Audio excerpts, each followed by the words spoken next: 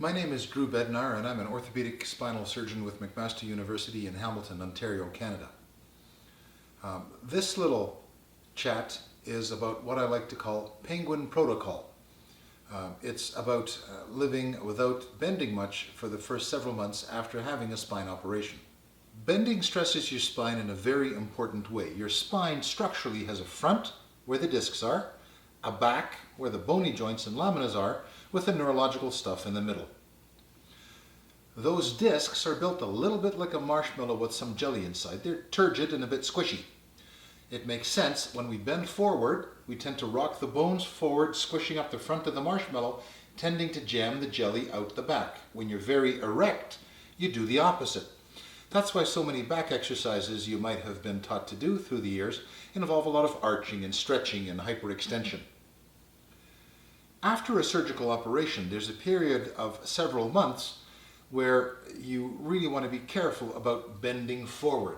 If you've had a simple disc operation, there's a 6 or 7% chance that you can have disc material bulge out of place and cause sciatica a second time, and it seems to just about always happen when people are flexed forward under load.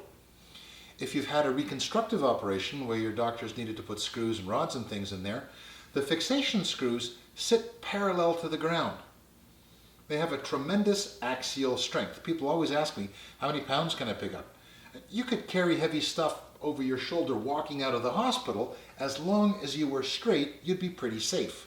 What we don't want you doing is bending over to pick it up.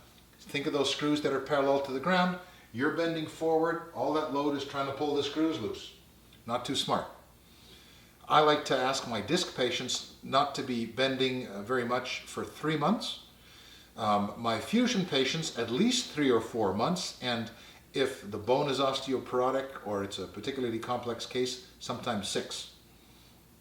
So, how to live without bending around a lot. One big issue is whenever you pick up something from down on the ground, you have to remember to come down on one knee. It's the same thing we might have been taught as kids about good posture. You gather up whatever you want to pick up that's heavy. If it's a 20-pound bag of potatoes at the grocery store, maybe plunk it on your thigh, hold it close to your trunk, and up you come. If it's a young child, have them run into you, hold them nice and close, and you pick them up this way, as opposed to bending over to pick them up that way. The most common place people would potentially get into trouble is sitting, and particularly up and down from a chair. Watch me sit down. We tend not to realize it, but normally as we sit down, we tend to flex a great deal. Getting up out of a chair, same deal. You flex and you come up. When you're tired, you actually use your arms as a booster sometimes. We all know what that's about.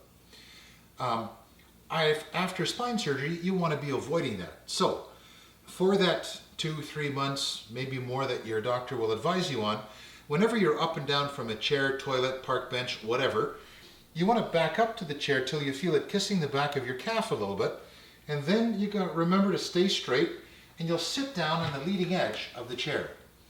Want to be careful with toilets if you're heavier. Sitting down on the leading edge, you can make the toilet rock.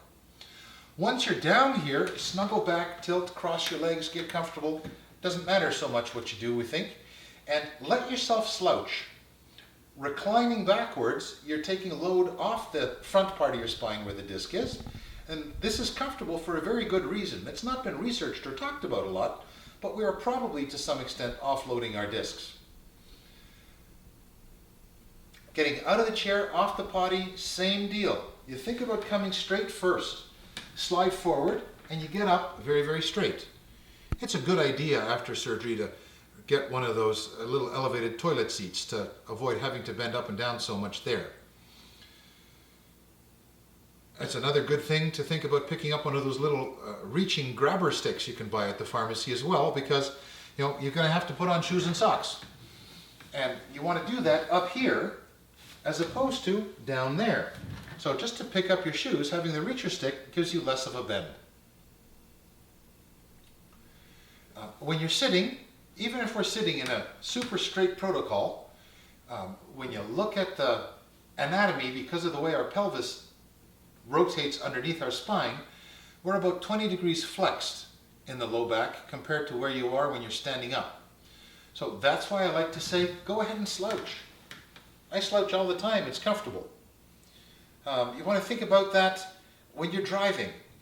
You know, if you're 20 degrees flexed, sitting up super straight, in a softer chair we tend to sink in and bend a little bit more. The car seat's the worst because they're softest and you're driving along. So in and out of the car, a patient described it like the maneuver a lady would do in and out of a car when she's wearing a miniskirt. You open the car door good and wide, hand on the door, hand on the sill, keeping yourself straight, sort of sit into the edge of the seat, and then you sort of snuggle over, get into the driving position, pull the door closed. But before you would drive off, think about moving the seat forward a couple of inches and then raking it back a little bit. So it puts you into an extended position. That's the safety position, the healthy position for your discs. You just want to be careful about it because then you're reclining with your arms out straight and you drive too fast and you'll get a ticket if you're not careful. That's the Penguin Protocol.